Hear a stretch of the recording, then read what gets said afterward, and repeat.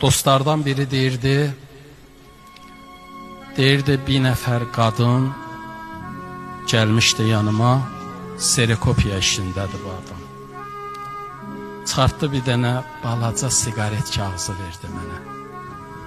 Dedi, bala, bunu sereks elə.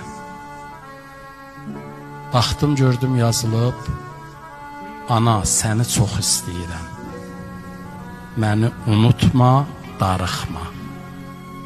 Bundan ibarət idi. Bu sigaret kağızı deyir, çox yeyilmişdi. Çıxartdı mənə 5 manat uzatdı.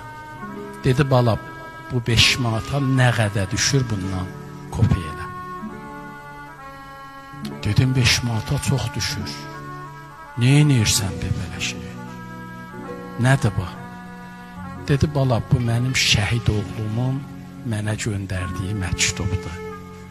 Elə sigaret kağızına yazıb bir nəfərə vermişdi ki, mənə çatdırsın.